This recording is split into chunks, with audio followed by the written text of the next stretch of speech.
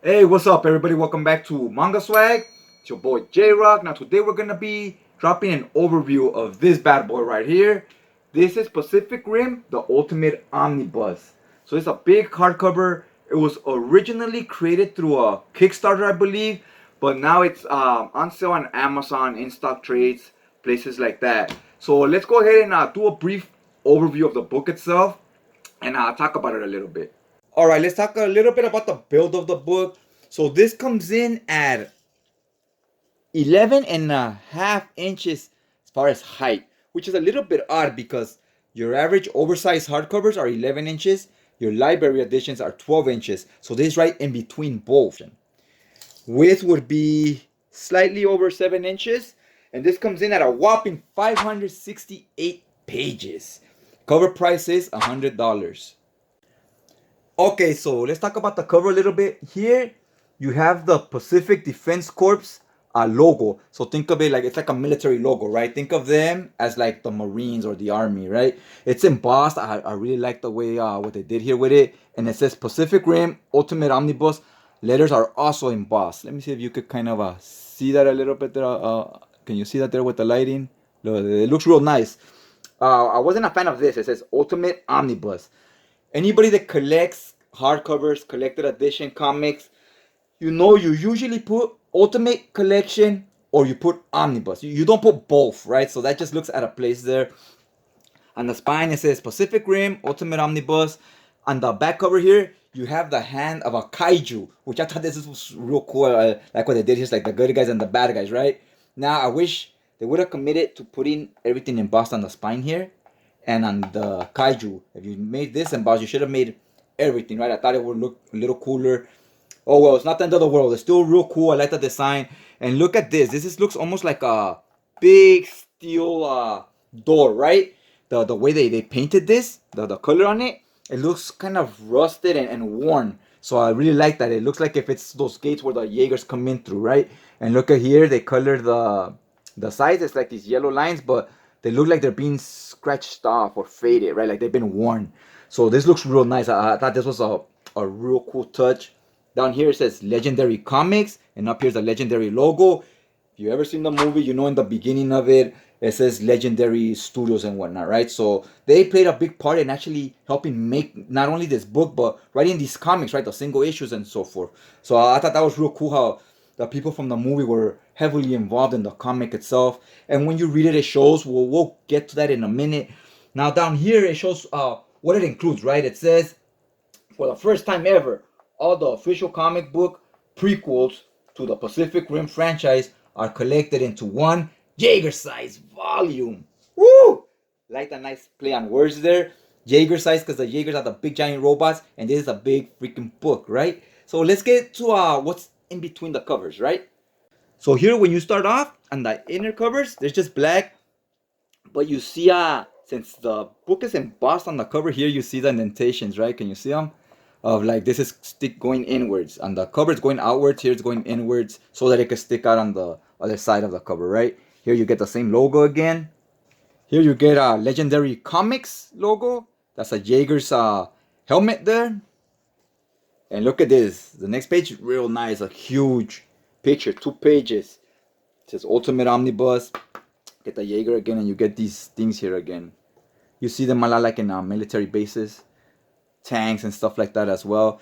Here you get some of the credits, all the people that wrote stories in the book, people that drew on the book and whatnot, right? All the people that worked on it, and here people that worked on putting the hardcover together and all that stuff. Giving everybody credit's always pretty cool. What I don't like is after this, in the next page, you start the story, so you don't show the table of contents, what stories are in it, right? And how much pages does it have. That was kind of a bummer. I wish it would show that, but it does show it at the end. First, let me talk about this a little bit. When you start the first story, it shows this, right? It says Tales from Year Zero. Then it tells you who wrote it, Travis Beacham, and then all the artists that worked on it. So once this story ends, when the next story starts, you'll get this again. You won't get the covers to the issues. You'll get this again, knowing that the next story is starting. So let's talk about what's on the back of the book real quick. Okay, once we get to the end of the last story, here it says bonus material, and it shows you what stories are in it. Tales from Year Zero, Tales from the Drift, Aftermath, Amara, and Blackout. So it's gonna be 5 stories. One thing that's important to point out is this one is a graphic novel, meaning it was all written in one chunky, like 80-page book or something, right? The next story, Tales from the Drift, these were written in single issues, like your traditional comics. So it was 4 comics, and then they they included them in the hardcover. And then this one, Aftermath, was 6 comics coming out every month, and then they put all 6 comics into one trade paperback, which is also included in here. And Amara and Blackout are also just graphic novels. They came out before the movies, so these don't have 5 or 6 covers because it was just one story, one book.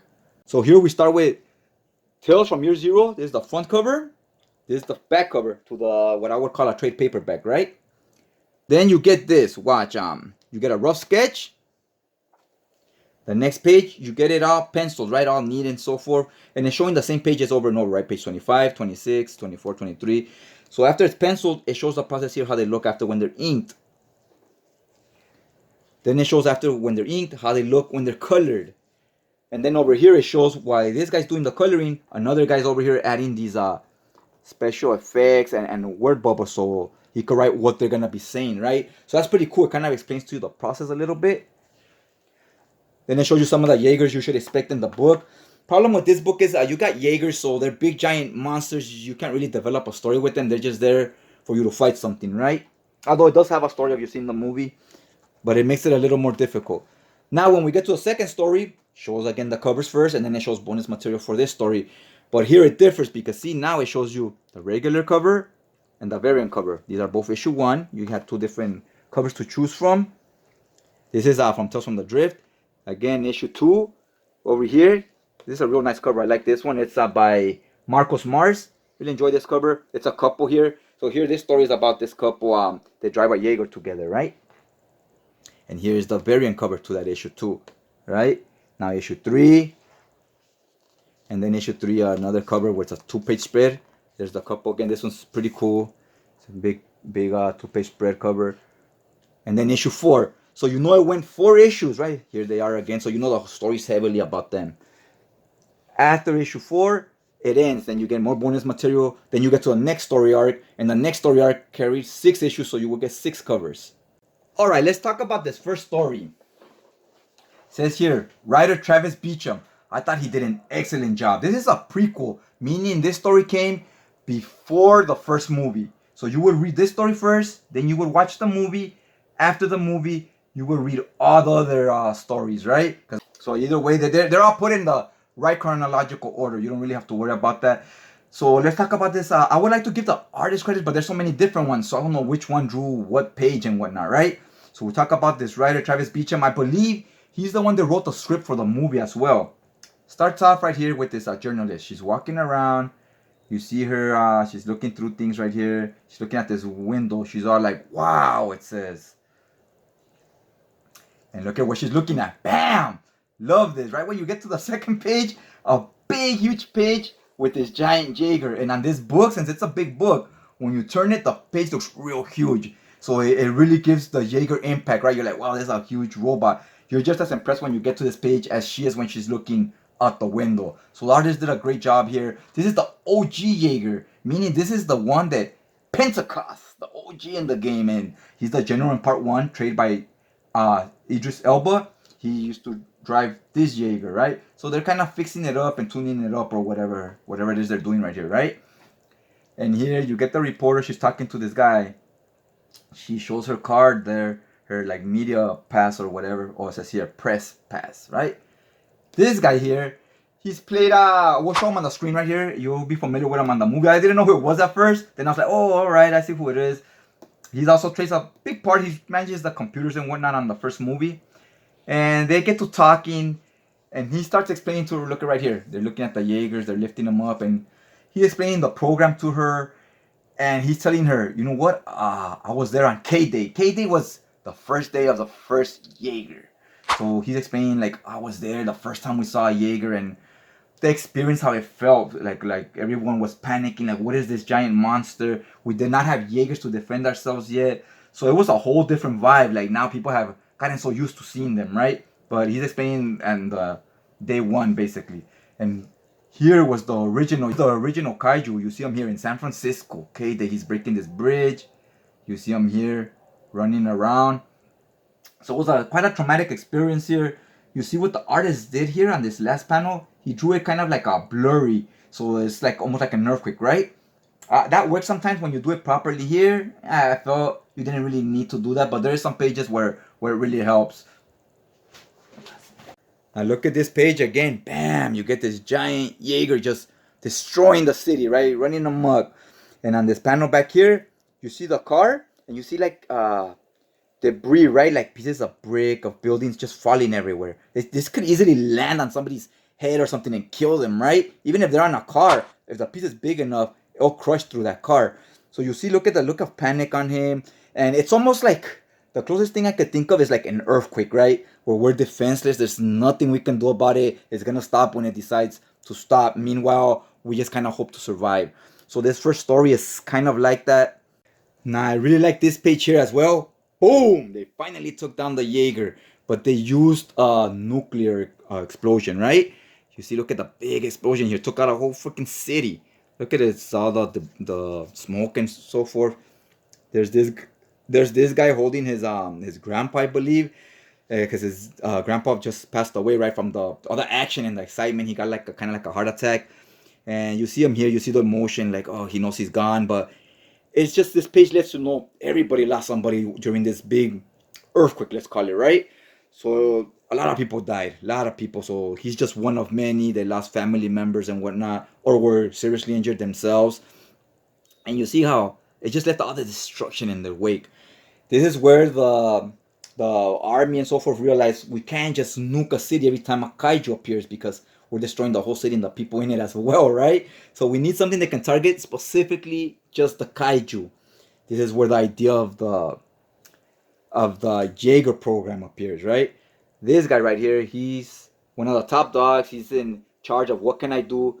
He saw his kid playing with these toys, and one's fighting the monster, right? They're like Gundam toys or Robotech, like those types of movies or old cartoons, right, from Japan.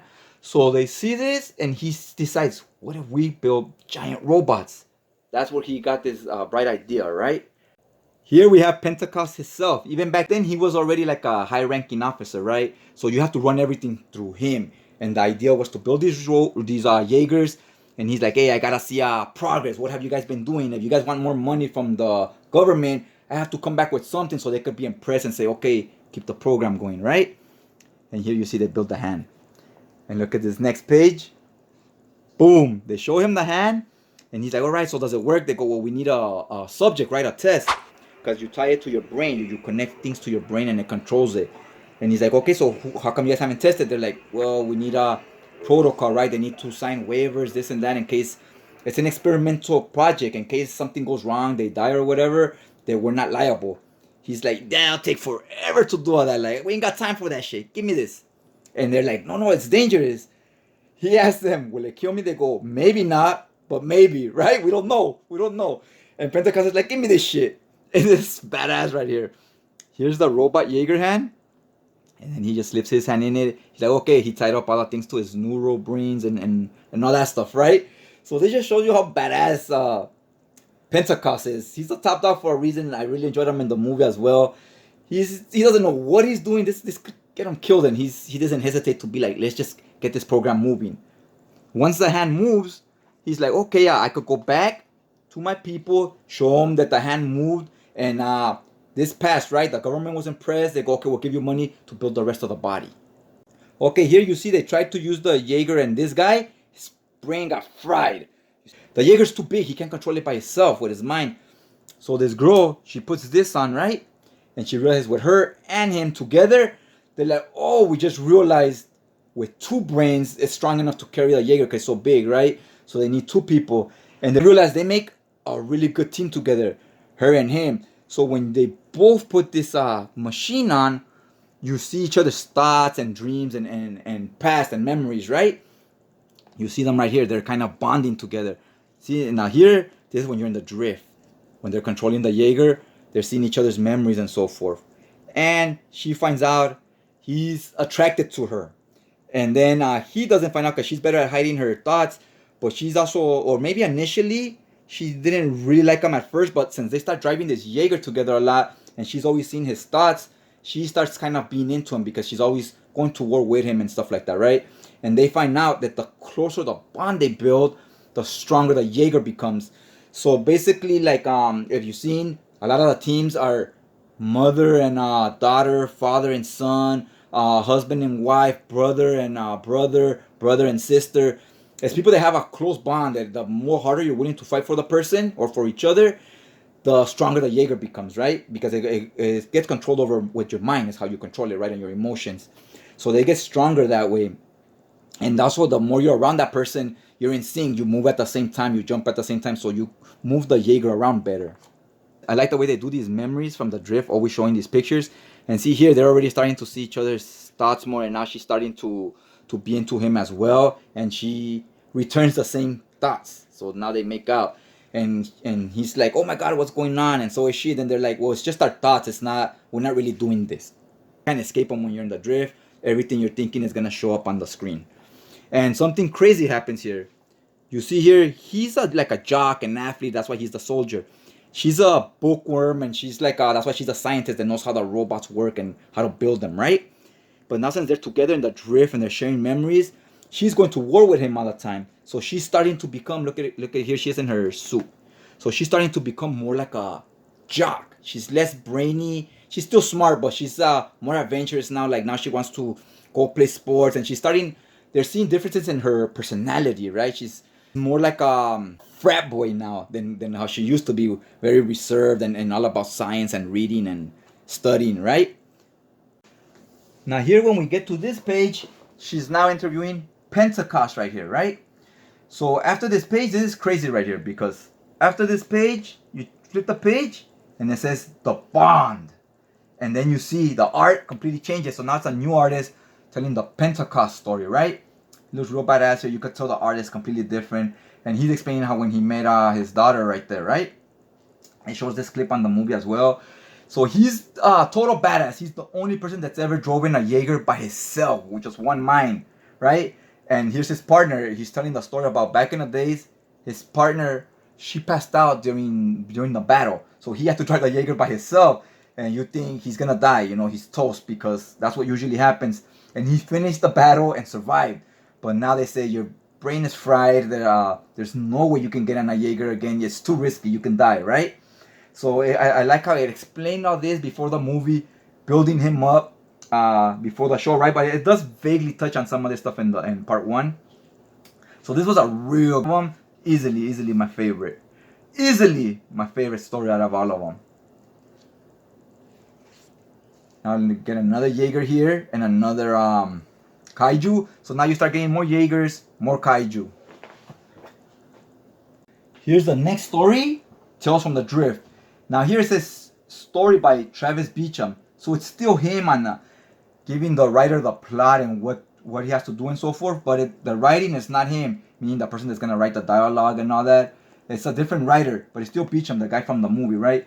The artist here is Marcos Mars. So the art is completely different, and so is the colorist. The colorist is Marcelo Maiolo. So it's almost like a painted color. This art wasn't my favorite. It took some risk. It tried to do some things different, and sometimes it worked, sometimes it didn't. For example, here you see this. There's lines going in like that, right? So it's like they go in forward and forward like a bridge almost, right? So you see this going forward like a bridge onto the ocean. Then here you have another bridge. So that was pretty cool. I liked what they did there. And then the next page, bam! Nice 2-page spread. This new Jaeger we get introduced to, and he's fighting this Kaiju. Really like this page. It has all the ocean, the water. Looks awesome. So I was like, oh, we're going to be in for a treat with this artist. Sometimes it is and sometimes it isn't. Like I said, it's a mixed bag. See, look at what he does with the panel layouts. It is kind of different. Now here's just almost like widescreen. So this would be perfect if you're reading on a tablet digitally. And in this story, it's a couple. It's a husband and wife. And it's kind of the story of how they met each other, right? Now look at here. It shows they're in the Jaeger, and I like how it shows different colors. It goes red, then it goes orange, and like different colors depending on the situation, right? Red is kind of like they're in the heat of battle and danger, right? Then here it goes blue, So every tone means something different for the Jaeger itself. So that was pretty cool.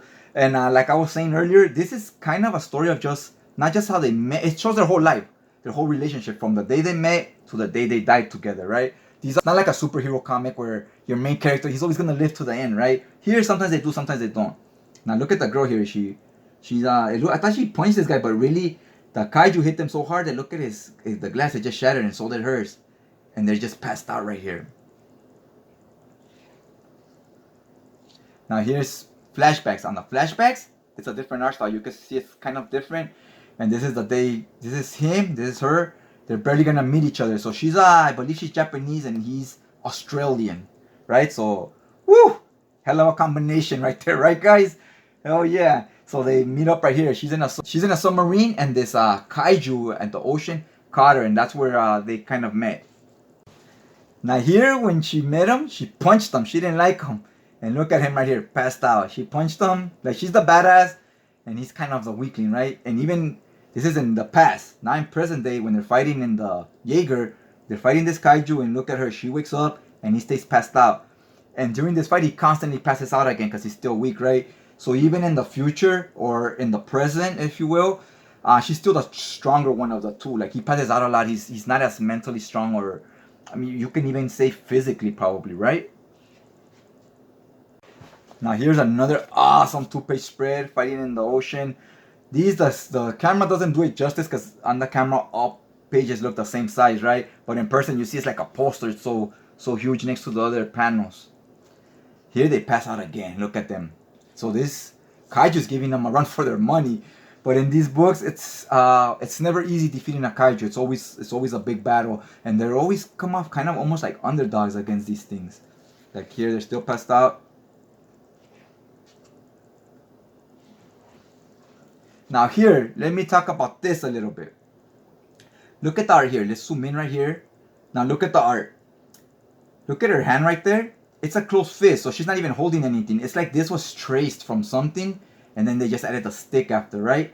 And when you add this stick, why is it going over the back shoulder considering how she's standing? The stick would be through here, and it will come out through her side, not her back. It will come out through this side, right? Like, not here, through over here. That makes sense. Okay, so that looked kind of weird. And then look at this one. She's jumping up. He's blocking the shot, and she has the stick, but she's jumping like this way, like she's jumping towards us this way, and she's swinging that way, right? So it's like, how is she jumping this way and swinging that way? You would be jumping that way and swinging that way, right? To take your momentum with you to hit with force, right? So they should show her back, and then her legs over here, and her jumping that way. So you see, it's like he just traced this from somewhere and then just added the stick, swinging that way. So there's some panels like that where they look real stiff. The anatomy is perfectly fine. It's just the angles and the movement don't make a lot of sense. But overall, I did enjoy it. It didn't ruin the story for me. Now here, after that battle, oh man, like they were told they're not allowed to drive Jaegers anymore because they took too much out of them. And she had a big part where she was driving by herself because he was passed out. And there's another kaiju attacking, and they don't have pilots for the Jaegers. And they go, "We're still available, sir." And the captain's like, no, I can't have you guys in there. You will die. It's a suicide mission. And look at them right here. I like what they did here. They hold hands, and the way the art is drawn, you see the emotion that it's trying to bring. It's even drawn in red, right? Because it's a suicide mission. So it's red like an alert, very, very powerful scene. And then here you see them. They say, "We're ready for duty," because at the end of the day, they're soldiers. They're like, if we don't try, the Jaeger's gonna destroy the city and probably kill us anyways, right? The two top guys, they don't want to make the call, but they know it's true. If they're their last chance, so they're kind of sad about it because they know whether they win or lose, they're gonna die in that machine. So they said, "Go ahead, make the call." And you see them here. I like this panel too. You see them holding hands again, walking into the sunset. You see the sun here. It's like like how movies end sometimes. Just your last hurrah. They're walking into the sunset. Except here, they're walking into the sunset, but except here, it's not like a happy ending, right? Like, oh yeah, they're walking in and it's all good. No, here they're walking into a freaking suicide mission against the kaiju, but they're together and they're gonna go out together. Like that whole thing, till death do us part. They're gonna go stick together to the end, basically, on this whole situation where they live or die. Not gonna explain anything else to you here because I don't want to ruin the stories. But here you see that like their memories, their life flashing before their eyes, where they met this no, is this a bonsai tree? What's the name of these with the flowers here? No, these are not the bonsai ones, but these are very popular in Japan. And here he remembers when they were training together, and now they're in the Jaeger, ready to show down. I don't want to talk too much about all the rest of the stories. I kind of would want to talk about the aftermath. This was a really good one too, but I don't want to get too into it because I want you guys to read it and enjoy it, right? If you're a fan of the movie, this really does it justice. You will enjoy it if you enjoyed the movie. I did not like the last story with the little girl, Amara. She's kind of annoying to me, but she was written exactly how she acts in the movie. And the movie's just kind of annoying as well. So yeah, guys, I think that's it for this book. If you guys enjoyed this overview and review, if you did, go ahead and hit that like button. You know, it really helps out your boy right here, helps out the channel. And if you're not already subscribed, go ahead and hit that subscribe button. That way it'll notify you on your feed next time a new video drops. Other than that, I'd just like to thank you guys for taking some time out of your day, checking out the video, you know, showing you the support. And I'll check you guys out next time.